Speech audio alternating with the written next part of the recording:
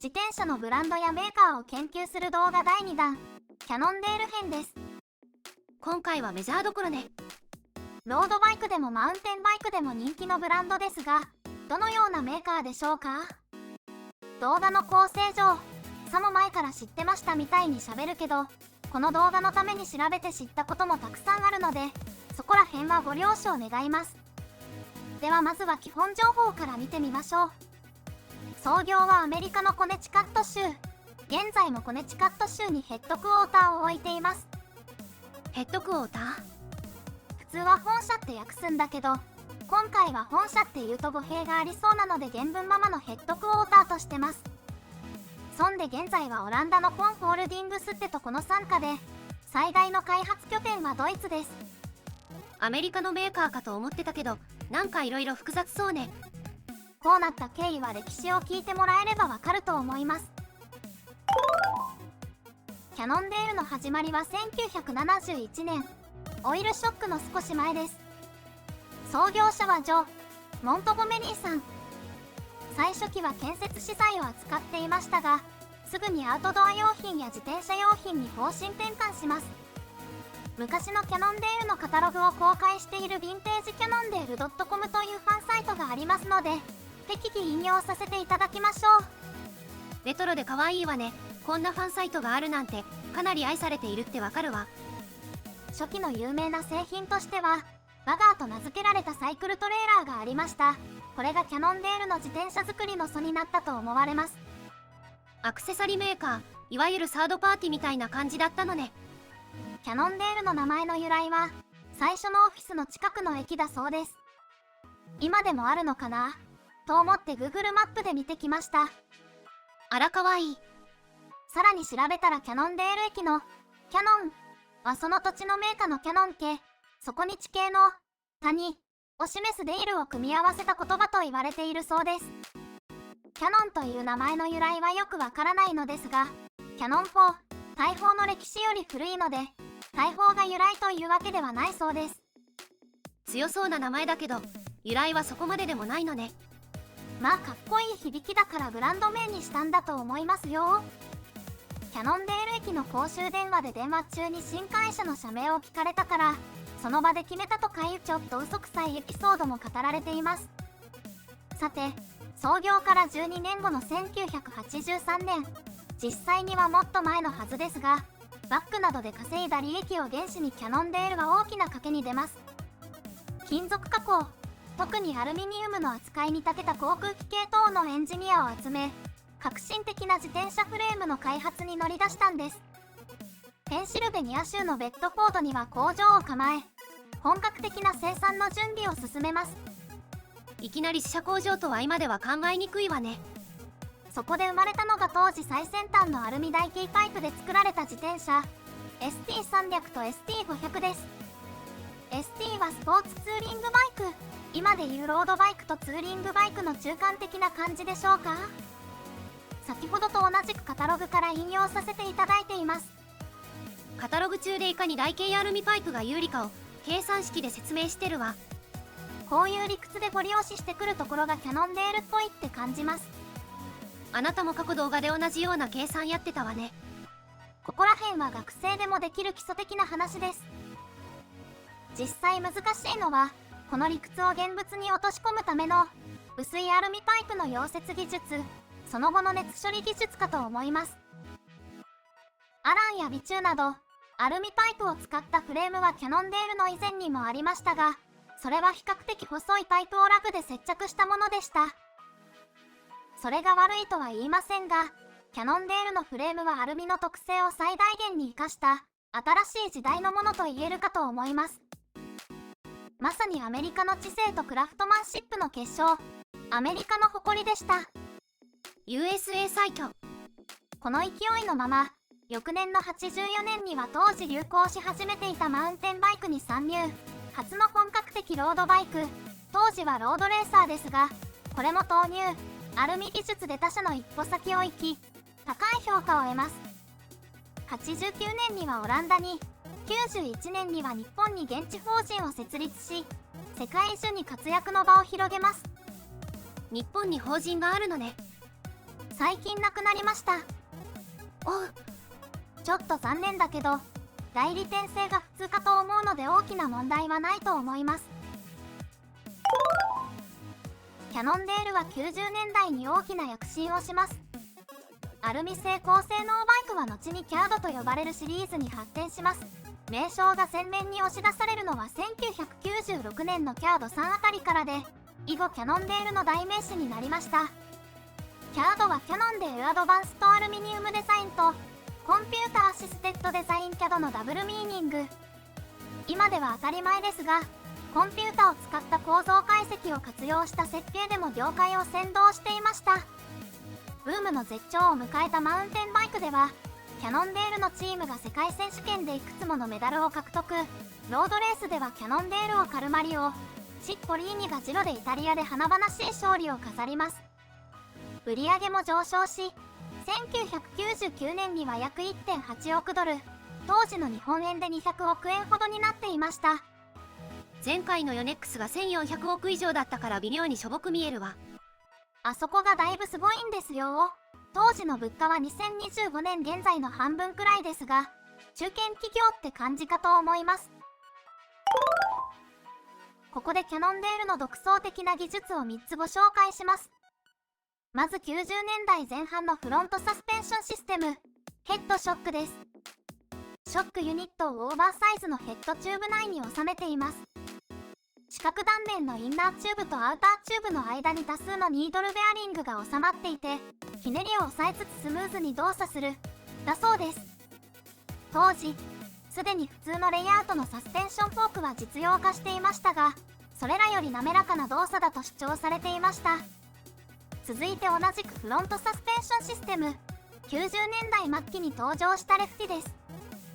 どこかノスタルジックな外見のヘッドショックに対して、非常に未来的なビジュアルですが、一本のショックユニットで全てを賄っているのは共通です。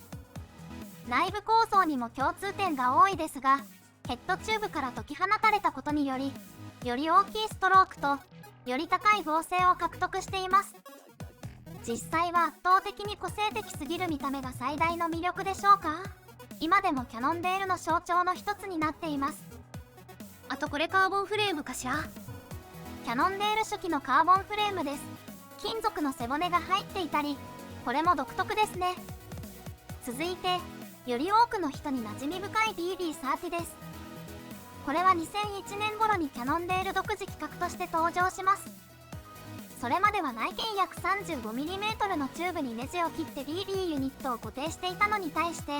内径 42mm のチューブに直接ベアリングを圧入する軽量光合成の企画です。その後の展開で色々あって一部からやたら嫌われてるけど、アルミフレームと工業用ベアリングを組み合わせるには合理的な設計だったと思います。これらの技術はキャノンデールが単なるフレーム屋ではなく、トータルで車体を設計して高性能を目指す姿勢の表れです。そんなキャノンデールですが、90年代後半にはなんと競技用オフロードバイク業界に参入すべく開発を始めます。エンジン付きの方、つまりモトクロスバイク。大丈夫？モトクロスはアメリカで盛んですが、その市場は日本メーカーと欧州メーカーに牛耳られてました。もちろんアメリカにオートバイメーカーはありますが、競技用車両では日本や欧州に太刀打ちできなかったのです。そこに殴り込みをかけるわけですから、アメリカ国民からの期待は大きかったはずです。キャノンデールのオートバイなんて今はない気がするけど、その後どうなったの？うまくいかなくて会社ごと破綻してしまいました。おう。キャノンデールのオートバイは1999年の発売を目指していましたが、実際は開発が難航して2001年の発売となりました。これにより利益は出ないのに開発費だけかさんでしまい、2000年には赤字に転落してしまいます。そして出来上がった車両がこちら。悪くなく見えるけど。そうですね。参考に同時期のホンダの車両を並べておきます。フレームは得意のアルミ製ですが、ホンダの1世代前のコピーという評価もあります。エンジンは当初スウェーデンの実績ある企業のものを使う計画でしたが、途中で独自設計に切り替えています。エンジンってそんなホイホイ作れるもんだっけ？もちろんそのための人材を外部から集めたようですが、やはり結果的にこの独自エンジンは問題が多かったようです。このエンジンには当時競合車種には搭載されていなかったワンボタンでエンジンを始動できるエレクトリックスターター、燃料供給を電子制御する EFI、給排気レイアウトを通常の逆とする後方排気レイアウトなどを備えていました。何言ってるかわかんないんだけど。まあいろいろ盛り込んで独自性の強いものだったってこと。これらの要素は20年後の世界では割と採用されている技術です。キャノンデールはよく言えば先進的、フラットな目線で言えば無謀でした。先進的に見える要素は他社の賢明な技術者が採用を見送っていた技術に過ぎなかったかもしれないわけです。予定から2年遅れの発売後も売り上げはわずかで、2001年、2002年も赤字が拡大してしまう始末。2003年初頭にはあっさりチャプター11、つまり破産申請となってしまいます。破産といっても完全なゲームオーバーではなくて、借金を整理して再起を目指す仕組みです。日本でいう民事再生法や会社構成法ね。チャプター11に入った会社は、そのまま立て直すか、誰かに買ってもらって生き残るか。キャノンデールは後者で、ペガサスパートナーズという投資会社に5800万ドル、当時の為替で約70億円で買収されて命拾いしました。でもこの過程で創業者のジョー・モントゴメリーさんは経営権を失ってしまいます。当時副社長で、海外進出で大きな役割を果たした息子さんのスコット・モントゴメリーさんも解任されてしまいますが、この人は他の動画で出てくるかもです。ペガサスパートナーズがどういう会社かは全然知らないのですが、キャノンデールには寛大だったかと思います。不採算のオートバイ部門は消滅しましたが、自転車部門に集中する形で再建を目指しました。この頃、スポーツバイクの生産は台湾や中国での OEM が標準になっていました。再建を進めていたキャノンデールも、時代なのか、ペガサスパートナーズからの指示なのか、この流れには逆らえず、次第にアジア生産にシフトしていきます。それでもハイエンドはアメリカ製にこだわり、レッドフォード工場はカーボンバイクの開発、一部製造工程にも対応し、スーパー6など現在でも語られるモデルを生み出します。数年が経つと売り上げも30から 40% ほど成長し、すっかり復活したかと思われたキャノンデールでしたが、2008年に大きなニュースが入ります。キャノンデール200億円で買います。2008年、カナダの多国籍企業ドレルインダストリーズが2億ドル、当時の日本円だと約200億円でキャノンデールを買収するというのです。2008年は円高だったから2億ドルでだいたい200億円ね。ドレルはもともと家具や育児用品のメーカーですが、2000年代前半にアメリカの自転車ブランドシュイーン、GT、マンブースを取得していました。そこにキャノンデールを追加しようというのです。ペガサスパートナーズにとって、この売却は規定路線だったと思います。彼らは投資会社です。キャノンデールの価値を5年で2倍以上にして売却しただけです。でも、当時のネット掲示板などを掘り起こすと、この売却にはかなりのネガティブ反応があったようです。ドレルが所有していたブランド、特にマンブースはかつての一流ブランドですが、この時期はウォルマートバイクと当時のコミュニティから批判されることがあるブランドでした。ウォルマートはアメリカのクソデカスーパーです。日本の感覚で言えばホームセンターで買える安価な自転車という感じです。キャノンデールがそうなってしまうのではという不安の声があったようです。また、そこまでいかなくてもアメリカ製造がさらに縮小すると予想されました。ドレルはキャノンデールをそれなりに高級路線で扱ったので、前半の不安は行き過ぎでしたが、後半の不安は的中しました。2010年までにアメリカでのフレーム製造は終了。レッドフォード工場は組み立てと検査のみに縮小。最終的に閉鎖。2011年以降は原則的にアジアでの OEM 製造に移行しました。ハンドメイドイン USA のキャノンデールはなくなってしまったのです。時流を考えればどこが経営でもこの流れはそんなに変わんない気もするけどね。多くのメーカーは早くから OEM 製造にシフトしていても、ハイエンドは自社製造していることが多いので、アメリカ製にこだわっていたキャノンデールがハイエンドすら OEM に移行したのは極端な感じがしますね。ベッドフォード工場の閉鎖に伴い、開発体制にも大きな変化がありました。これまで、当然アメリカで研究開発していたはずですが、工場閉鎖と前後してドイツのフライブルクに開発拠点が設けられ、アメリカの拠点は本社機能と商品企画等の比重が高まります。ドイツの拠点ではドイツ人のピーター・デンクさんという有名なエンジニアが開発を率います。デンクさんはこれ以前ではスコットと協力して開発を行っていたお人です。ちなみに2014年以降はスペシャライズドで開発を行っています。はっきりしたことは分かりませんが、この体制の変更でキャノンデールの人的な連続性はかなり失われたんじゃないでしょうか。企業戦士の日本人でもなかなか海外にはついていけないわ。ここら辺からのキャノンデールはアメリカのブランドというよりかはアメリカとヨーロッパが融合したブランドって感じです。アメリカに愛着がある人には複雑な気分かと思いますが、デンクさんは超一流なのでスーパー6エボなど多くの人が憧れるハイエンドバイクも開発されましたし、レース活動も継続して行われました。決して骨抜きのブランドにされたわけではありません。アイオフセットとか理屈はわかるけど絶対困るでしょみたいのも作るのは DNA 継承してる感ありますね。褒めてんの？それ。なんやかんやドレル傘下でもキャノンデールは人気を保っていましたが、ドレルのスポーツバイク部門全体では収益性が微妙だったらしく、また見売りされてしまいます。あたか。2021年、ドレルは自転車部門丸ごとオランダのポンホールディングスに売却しました。これで動画の最初に言っていたオランダ企業の傘下となったわけね。ポンはすでにシティサイクル、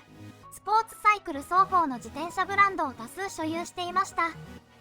日本で有名なのはサーベロとフォーカスあたりでしょうか。あとはマウンテンバイクのサンタクルーズ、アフターパーツメーカーの BBD も含まれます。キャノンデールを含む買収によって、ポンの自転車部門は売上ベースではジャイアントに匹敵する世界最大規模の自転車複合企業体になりました。もっとも、ジャイアントは自社ブランドに加えて他社ブランドの製造を請け負うのに対して、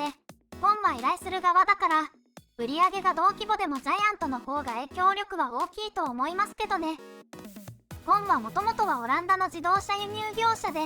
自転車どころかメーカーですらありません。